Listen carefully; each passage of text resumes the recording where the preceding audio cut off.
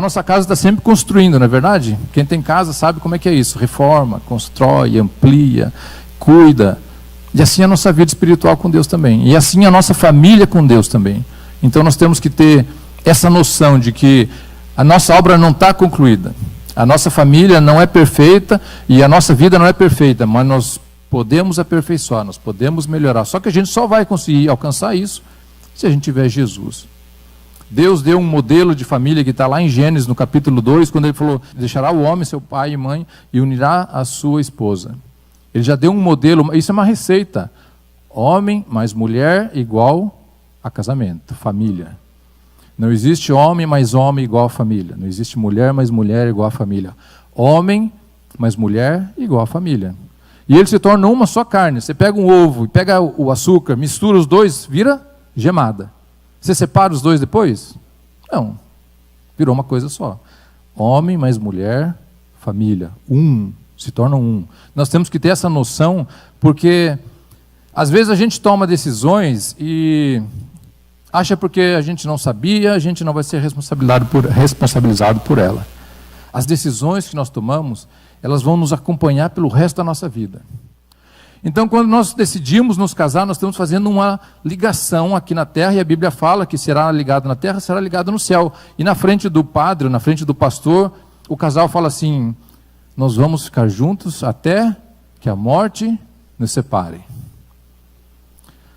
Parece simples, né? Eu falei lá, mas não deu certo, acabou.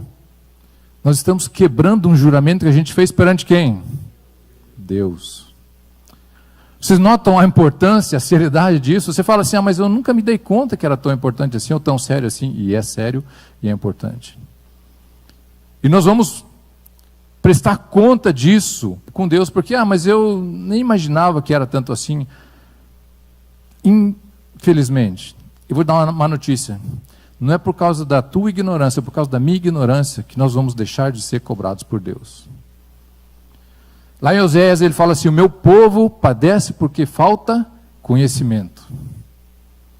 Então eu não posso chegar na presença de Deus e naquele grande dia, quando Jesus voltar e todo mundo, todas as pessoas vão ser julgadas e falar, Deus, mas eu não sabia. Só que todo mundo vai ter um dia a oportunidade de ouvir essa palavra. E eu já falei aqui várias vezes, ninguém vai para o inferno porque pecou. Ninguém. Você só vai para o inferno, uma pessoa só vai para o inferno porque não se arrependeu do seu pecado. Porque não aceitou Jesus como o salvador da sua vida. Fora isso, não tem nenhuma forma de você escapar do inferno. Agora, não é porque você pecou, é porque você deixou de aproveitar a oportunidade que Jesus te deu. No progresso da família, lá no Salmo 127, a família vai crescendo e vem os filhos, e os filhos são herança do Senhor. Herança é uma coisa que a gente ganha sem precisar fazer nada. Nós ganhamos uma herança sem precisar fazer esforço nenhum. Nós temos um mandamento lá em Êxodo 12, que é muito sério e às vezes é deixado de lado um pouco, ou não é dado tanta importância. Ele diz assim, honra o teu pai e a tua mãe, a fim de que você tenha vida longa na terra que o Senhor Deus te dá. Honra ao pai e à mãe, para que você tenha vida longa na terra. Ok, tudo bem. E o contrário disso, se eu não honro meu pai e minha mãe?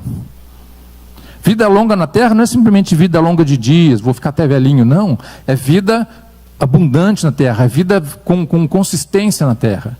Agora, se eu não honro meu pai e minha mãe, qual que é a herança que eu vou ter? Qual que é a promessa que Deus me dá aqui? Ao contrário de vida longa na terra, uma vida pesada, uma vida difícil, uma vida batalhada. Esse é o contrário do que o versículo está falando. Ou seja, eu posso ter uma promessa de bênção, ou eu posso ter uma promessa de maldição. Não existe coisa mais importante que nós podemos deixar para nossos filhos do que isso aqui, palavra de Deus. O caminho para a salvação é a coisa mais importante, é a principal coisa que nós podemos deixar para nossos filhos. Herança financeira, herança de bens, herança de patrimônio, tudo isso acaba, tudo isso pode ser consumido. Agora, essa herança espiritual que nós deixamos para os nossos filhos, isso nunca acaba, isso é eterno. E nós não podemos negligenciar esse tipo de herança. Mas, se o diabo tem me enganado, aí eu falo assim, não, mas eu até vou na igreja, eu faço as coisas, mas eu vivo uma vida mais ou menos. Infelizmente, o mais ou menos não é suficiente para Deus. Porque Deus fez o seguinte, Ele pegou o que Ele tinha de melhor, o filho dele, e falou assim, olha, você vai morrer por eles. Ele não pegou mais ou menos, não pegou, pega um anjo aqui, vou colocar um anjo para morrer. Ele pegou o filho dele. E Ele olha para nós e fala assim, você está fazendo mais ou menos? Eu dei o que eu tinha de melhor para você. O que você está me dando de volta? Ah, mas Deus não cobra a gente de volta. Não cobra, mas o que você demonstra para Ele que você está dando de volta? Ele não te deu, você não vai fazer alguma coisa para poder mostrar que você merece, porque Ele fez aquilo por amor, Ele escolheu primeiro. Mas eu acho que o mínimo que nós podemos fazer, como gratidão a Deus, é mostrar a nossa vida para Ele. É mostrar uma vida de santidade, é mostrar uma vida de retidão. Ah, mas o mundo oferece tanta coisa. Como que eu vou deixar de aproveitar tudo isso que tem no mundo? Gente, se a gente tivesse noção do espacinho pequeno que é essa vida aqui, se a gente tivesse a noção de eternidade, a gente ia olhar para isso, e vai olhar, eu acredito que nesse dia que a gente se encontrar com Deus, a gente vai olhar e vai entrar na nossa mente de alguma forma a noção de eternidade, e a gente fala, nossa, eu troquei aquilo ali pela eternidade. E o Júlio falava aqui agora há pouco, a porta está se fechando. Hoje é tão simples a gente aceitar Jesus, hoje é tão simples a gente viver uma vida com Jesus. Ah não, simples não, né? Porque tudo que eu tenho que deixar de fazer, muita gente pensa que andar com Jesus é um monte de não pode. Sendo que andar com Jesus é uma questão de não quero. Não é porque não pode, é porque eu não quero, que não faz parte de mim. O conceito é diferente. Sim, enquanto você está vivendo no não pode, é que você ainda não entendeu o conceito. Quando você começa a olhar e entender não quero, é porque agora você entendeu onde que você está indo. É muito maior. Jesus confrontou os fariseus porque Ele falou para eles assim, vocês são como sepulcros caiados. Bonitinho por fora, mas por dentro tão cheio de ossos e imundícia. Essa vida de aparência, a vida de cristão de domingo, é como um sepulcro caiado. Você vem para a igreja, tudo bonitinho, arrumadinho, paz do Senhor, meu irmão. E no dia a dia, no teu trabalho, na escola, nos teus afazeres, na tua casa, é um animal selvagem. É um bicho, chega em casa e... Nós temos que ser a mesma pessoa em todos os lugares. Nós somos seres espirituais, como seres espirituais estamos sujeitos a leis espirituais. Se eu estou sujeito a leis espirituais, são as leis de Deus, não são outras leis. Como seres espirituais, eu tenho que seguir o que está lá em Coríntios 2, de 5 a 16, 2 Coríntios, capítulo 5, versículo 16. De modo que agora em diante a ninguém mais consideramos do ponto de vista humano. Ainda que antes tenhamos conhecido Cristo dessa forma, já não o conhecemos assim. Portanto, se alguém está em Cristo, é nova criatura. As coisas antigas se passaram e eis que tudo se fez novo. Se as coisas se fizeram novas na nossa vida, se fez novas de que forma? Espiritualmente falando. O meu corpo material continua o mesmo. As pessoas quando aceitam Jesus não mudam. Quem é feio continua feio. Quem é bonito continua bonito. Quem é mais ou menos continua mais ou menos. Agora o que muda? É a aparência? Não, não é a aparência. É o espírito da pessoa que muda. Nós mudamos por dentro. Nós mudamos no nosso espírito, e isso tem que ser expresso na nossa vida. A mudança do nosso espírito tem que ser expressa nas nossas atitudes. A mudança do nosso espírito tem que ser impressa no nosso dia a dia. Esse é o novo nascimento. Se você não consegue expressar isso, você tem que estar buscando mais a Deus e falando: Deus, o que está acontecendo?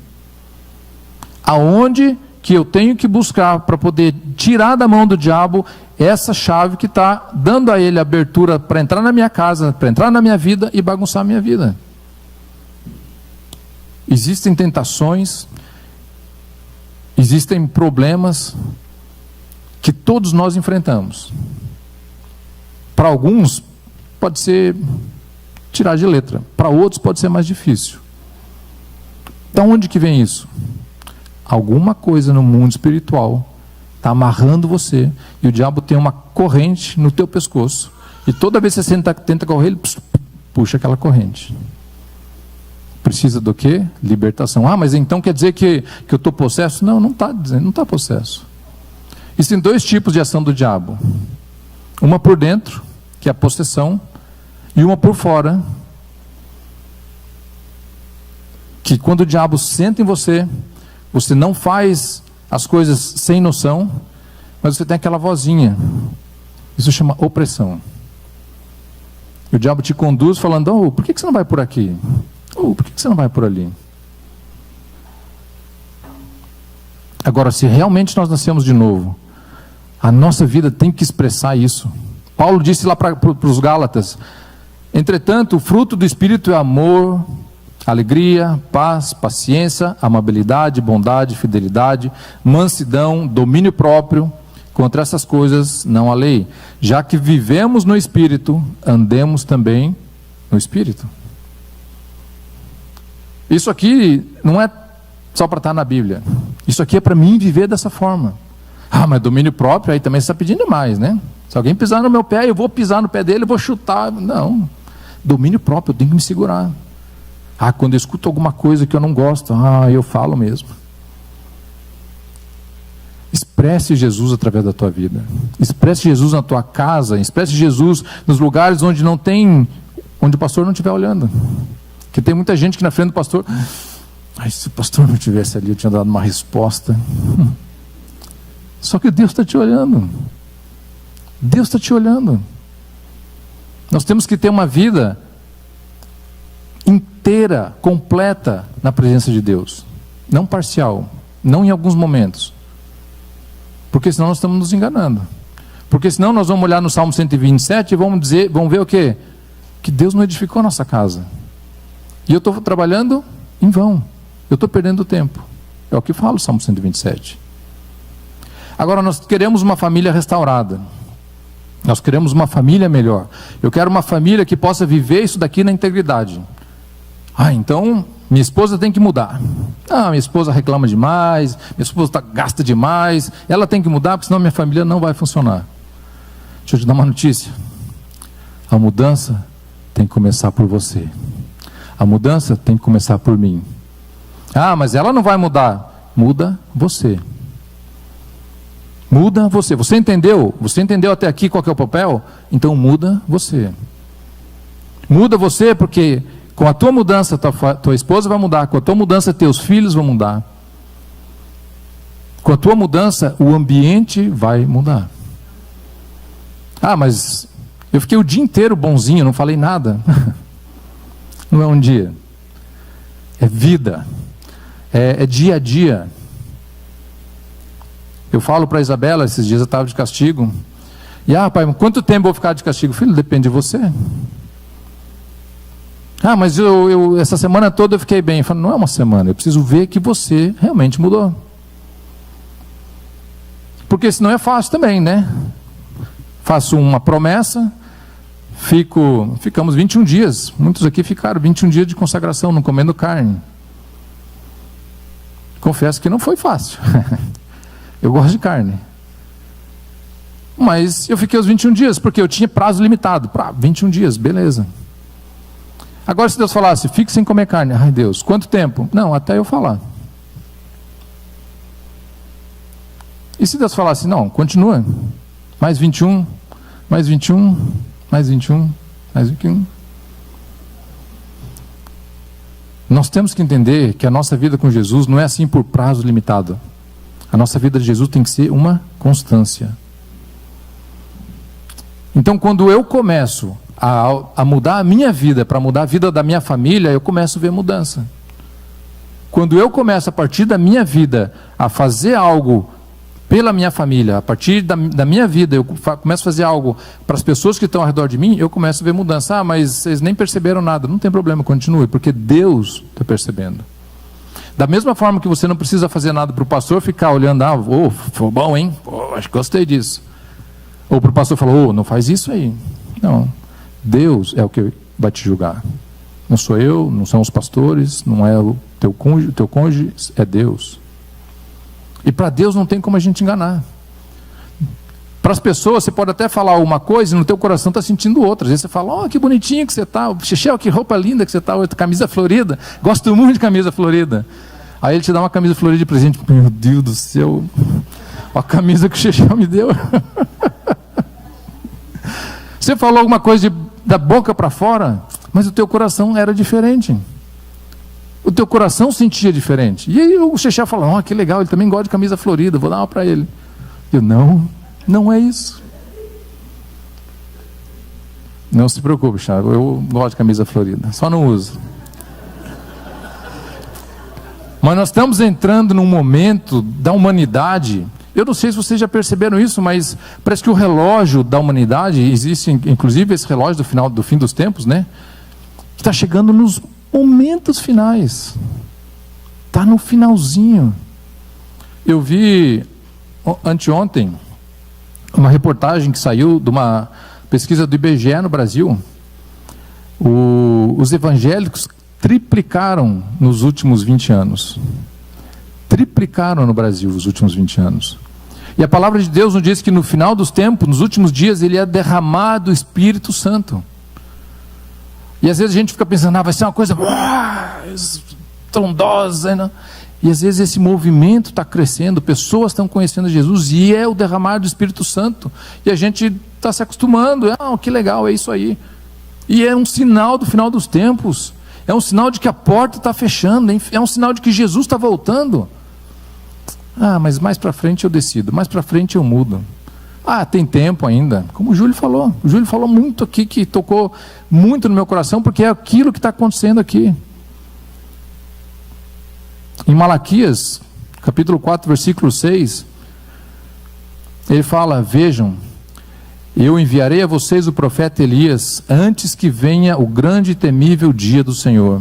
Ele fará que o coração dos pais se volte para os seus filhos, e o coração dos filhos para os seus pais. Do contrário, eu virei e castigarei a terra, separando-a para a destruição.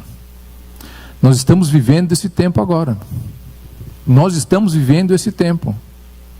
Se a gente negligenciar essa palavra, se a gente negligenciar isso que Deus está falando aqui, esse espírito de Elias, quando ele fala que vai mandar Elias, é esse espírito da unção de Elias sobre a terra. Se a gente negligencia isso daqui, ele vai castigar a terra, separando para a destruição. Quem vai ser castigado? As pessoas que estão aqui. Quem são essas pessoas? Nós. Agora, quando a gente segue isso daqui, o que acontece? A gente muda. Quando a gente ouve essa palavra, quando a gente entende essa palavra, as coisas mudam. Aí eu tenho que pensar, como que eu estou conduzindo a minha família? Existe união dentro da minha casa? Isso é uma coisa que só a intimidade do lar pode dizer. Porque pode vir aqui, nossa, meus filhos tudo junto comigo, e chega lá em casa, cada um no seu canto, cada um no seu quarto, cada um come separado, cada um na sua televisão, no seu computador, no seu celular. E essa união, onde é que está? Não adianta a gente fazer uma união, uma família bonita para os outros verem. A família tem que ser de dentro para fora. Quando a gente consagra a Deus a nossa casa e a nossa família, e é muito engraçado porque a gente às vezes vê muito coisas sendo consagradas para o diabo.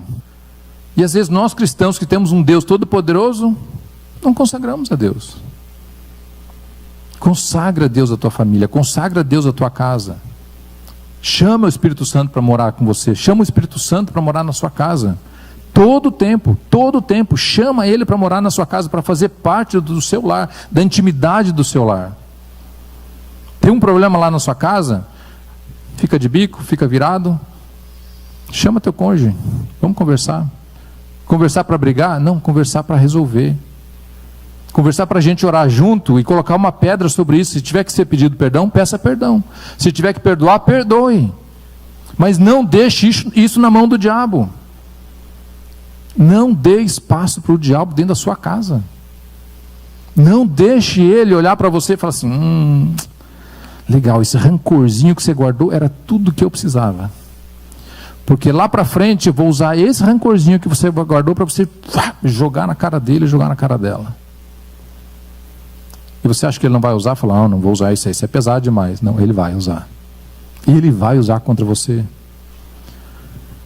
Então nós podemos deixar para os nossos filhos uma herança. Agora nós podemos deixar para os nossos filhos um legado também. Qual que é a diferença de herança e legado?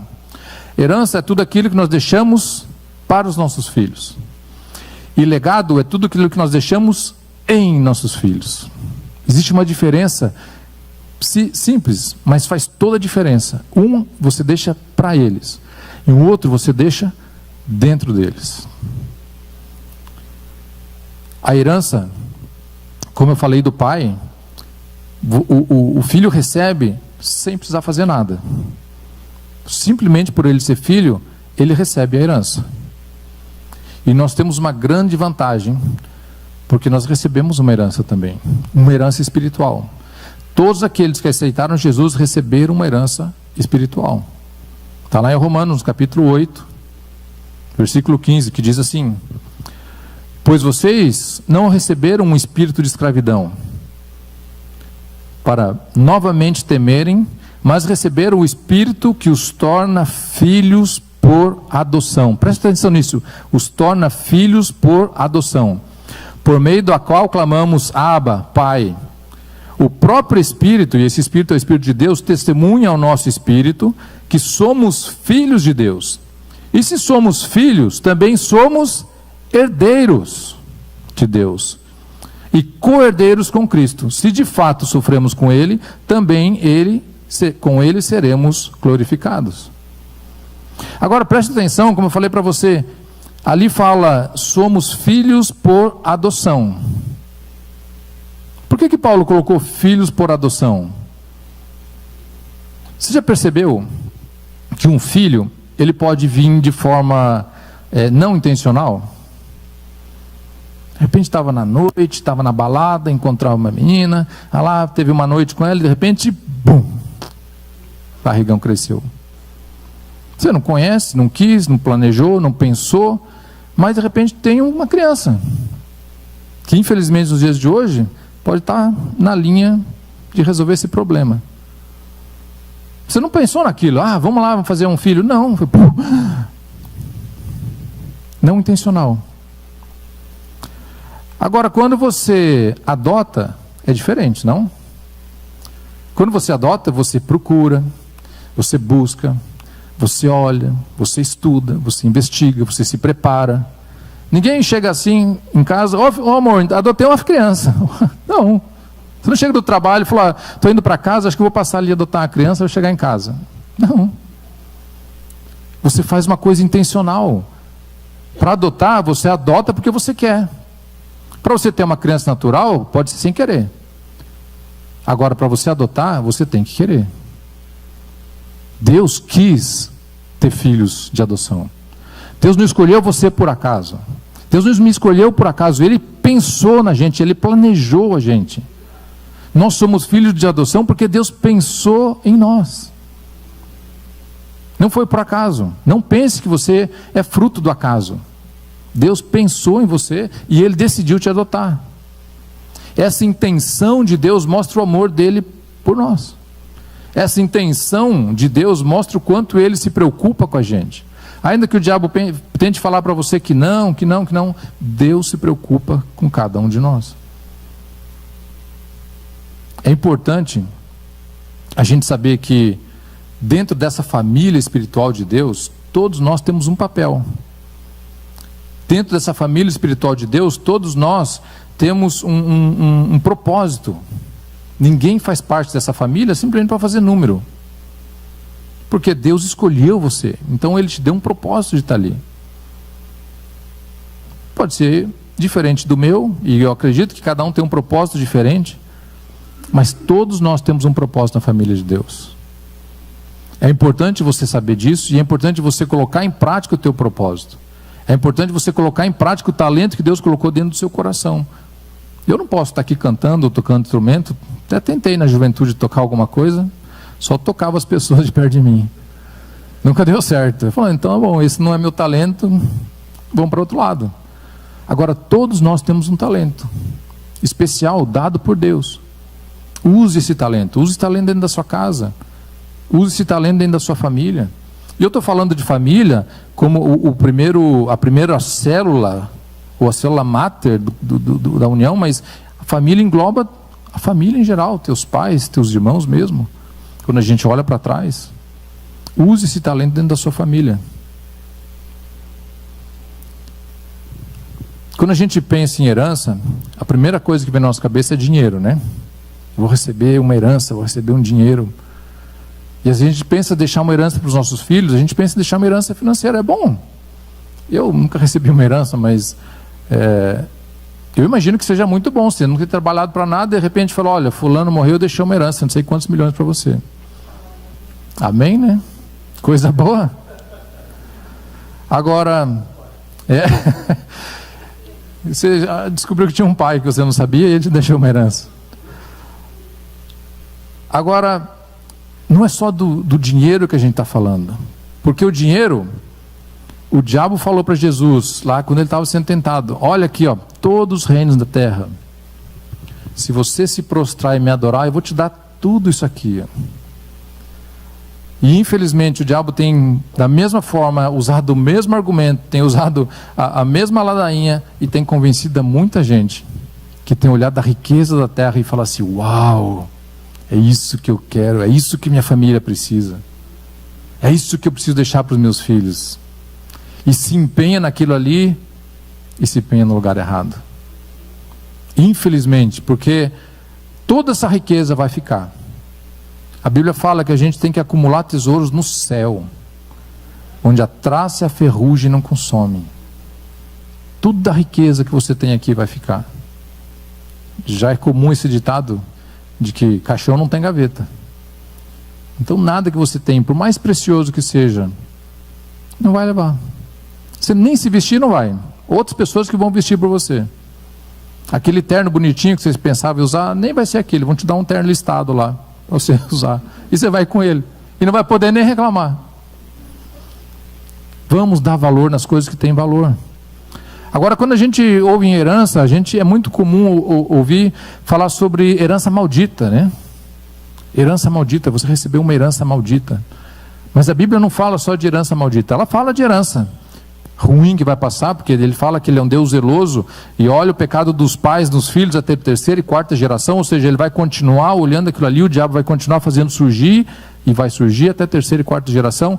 Mas existe uma outra herança, e essa herança que nós temos que deixar, que está lá em Êxodo, também no capítulo 20, onde tem os mandamentos, no versículo 6, e ele fala assim, mas trato com amor leal até 1000 gerações. 1000 gerações, enquanto a herança maldita vai de terceira a quarta geração, a herança bendita de Deus vai até 1000 gerações. Se você tem uma família segundo os padrões de Deus, essa herança bendita vai até 1000 gerações, aqueles que amam e obedecem os meus mandamentos, é o que diz a palavra de Deus. É muito maior do que essa herança maldita que você pode pensar que, que difícil, né? São promessas hereditárias. Em vez de maldições hereditárias, são promessas hereditárias para a tua vida. Para a vida da tua família, para a vida dos teus descendentes. O que você deixa para os teus filhos, o que os teus filhos vão deixar para os filhos dele e para as descendências que vêm depois de você, depende de você. Depende de você começar a andar dessa forma. Depende de um posicionamento pessoal. Não espere do outro, comece você se posicionando. Não sei se vocês lembram, tinha um biólogo, ele era na verdade irlandês, parecia que era australiano, porque ele estava sempre na Austrália, Steve Irwin. Ele que tinha um programa e cuidava de jacaré, de crocodilo, não sei o que e tal. Vocês lembram dele? Ele tinha um programa na televisão. Morreu, inclusive, uma raia atingiu ele. Eu estava uma vez lendo sobre a história dele, e os pais dele tinham um zoológico. Gostavam muito de animais e passaram para ele esse legado de gostar de bicho.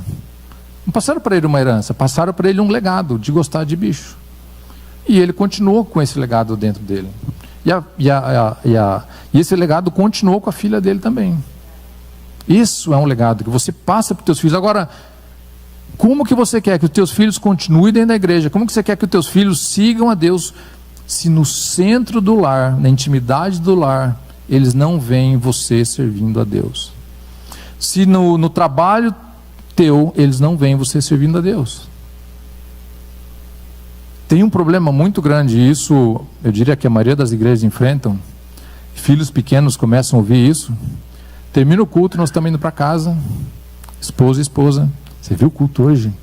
Nossa, aquele louvor estava desafinado demais. Eles ficaram cantando e cantando e aquilo não acabava mais. Não, e a palavra então? Demorou demais, eu estava caindo de sono. Não, começou a falar umas coisas lá, não tinha nada a ver. Não, e fulano? Fulano estava lá na igreja, você viu? Que jeito, aquela pessoa. Gente, você acha que os teus filhos estão ali? Não, eles estão, eles estão ouvindo. Aí teus filhos vão crescendo, filhos vão para a igreja? Não, acho que não quero ir para a igreja. Não, Deus o livre ir para a igreja. Por que será que eles não querem? Pô, se é um lugar que só tem rixa, um ninho de problema, por que teus filhos não têm prazer de estar ali? Pastores, pastor está aqui, meu pai é pastor, eu sei como é que é o bastidor da casa de pastor. Muitas vezes os filhos do pastor falam assim, não, Deus livre igreja, eu que segui o que meu pai está fazendo, está louco, eu vou seguir a minha vida. Tanto problema que os pastores enfrentam, tanta dificuldade que os pastores enfrentam. A gente tem que entender o que a gente está fazendo ali. Você quer ter uma família saudável? Você quer ter uma família restituída na presença de Deus? Aplique a palavra de Deus. Aplique. Não adianta a gente vir aqui no domingo ouvir a palavra de Deus, é bom, isso é importante a gente estar aqui, porque é um alimento. Agora, se eu sair da porta para lá e o que eu escutei ficar aqui, não vai servir de nada. Se eu não aplicar essa palavra na minha vida, ela não vai servir de nada. Deus, Ele não se alegra com a morte do ímpio. Deus não se alegra com a morte de ninguém. O filho dele morreu para todo mundo ser salvo. Ele não se alegra com que ninguém se perca. E a mão de Deus não está fechada, ela está estendida para aquele que pedir, para aquele que buscar, receber de Deus. E às vezes a gente pensa assim, mas está tão distante, tão longe. Está disponível, acessível a nós. Coloque em prática a palavra de Deus. Agora, se a palavra de Deus que você recebe são só essas 2 horas que a gente está aqui no domingo, e você passa a semana inteira, Deus está lá no lugar dele e eu estou aqui no meu lugar, você está fraco. Pessoal, se eu propusesse assim, vamos começar a comer só no domingo. Eu fiquei 21 dias sem comer carne. Falou, vamos comer só no domingo carne. Falou, gente, vamos mudar essa. Vamos fazer diferente. Vamos ficar só no domingo sem comer carne. Se a gente se alimentasse só 2 horas da palavra de Deus no domingo, nós vamos ser cristãos fracos. E o mundo está acabando. E o diabo, ele vai inverter situações que a Bíblia fala que no final dos tempos, se esses tempos não fossem abreviados, até os justos seriam enganados. Ele não vai vir de uma forma feia, não vai vir de uma forma horripilante, ele vai vir de uma forma que vai te convencer. Ele vai vir de uma forma que você fala assim, será? Pode ser que seja verdade. Faz sentido. Está na palavra? Mas eu acho que sim, eu não sei, eu não conheço a palavra.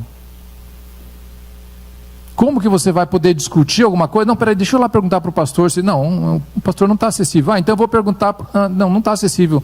Eu tenho que decidir sozinho. Mas eu não conheço a palavra, eu escutei alguma coisa, mas eu não me lembro. Você está fraco. A palavra tem que estar no nosso coração. guardei a palavra no meu coração. Se eu não guardo a palavra no meu coração, no momento que eu for tentado, eu vou sucumbir. Deus nunca desiste da gente. E Deus não desiste de você, por mais que você erre. Deus não desiste de você. Não desista de Deus, porque Ele não desiste de você.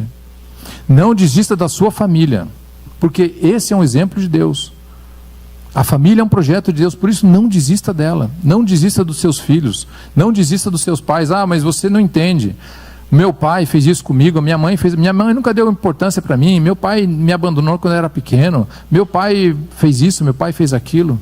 São justificativas plausíveis. São justificativas que você, pelo olhar emotivo, pelo olhar do mundo, são plausíveis. Só que são justificativas da alma. E nós somos seres espirituais. Existe uma diferença. Eu posso falar assim, realmente faz sentido eu odiar meu pai, odiar minha mãe, odiar minha família, porque me trataram tão mal. Minha mãe me trocou por um cachorrinho. Nossa, é triste. Posso ter justificativa de odiar minha mãe. Mas é isso que a palavra fala para mim? Não. Porque isso aqui está na sua alma. E a palavra fala no meu espírito. Se o meu espírito é novo, eu vivo como o espírito vive. Não como a alma vive. É o que o pastor chama de crente almático. Não, o meu cristianismo está na minha alma. Então se eu sinto bem, eu amo. Se eu sinto mal, eu não amo. Não. Se eu sinto bem, eu amo. Se eu sinto mal, eu amo também. Porque vem do meu espírito, não vem da minha alma. Você decide. É como o perdão. Perdão não é um sentimento. Porque pela nossa alma a gente não perdoa, certo? A gente tem um sentimento de mágoa, tem um sentimento de angústia contra a pessoa. E você olha para você e fala assim, não, mas realmente ela fez errado. Isso eu não posso perdoar. Agora você decide, porque lá no teu espírito fala assim, você tem que perdoar para você ser perdoada. Está no teu espírito. O teu espírito vai falar para você, você quer ser perdoado? Então perdoa. Mas o que ele fez é imperdoável. Não é imperdoável. Para a tua alma pode ser imperdoável. Para o teu sentimento pode ser imperdoável. Porque vai doer, você fala assim, eu perdoo. E perdoar não é esquecer. Perdoou, acabou, saiu da minha mente. Não, vai doer até cicatrizar, mas eu perdoo, eu decido perdoar. É uma questão de posicionamento. Nós não podemos viver vida dúbia na presença de Deus. Ou você está, ou você não está. Eu creio que muita gente, mesmo dentro da igreja, passa por dificuldades com a família. E isso é normal. E isso é comum. Não pense você porque você está na igreja, porque você é crente, que a tua família, tua vida vai ser um mar de rosas. Não, mas minha vida é boa. Amém, é boa. Que continue assim. Agora entenda que quando vier a tempestade, você tem que estar preparado.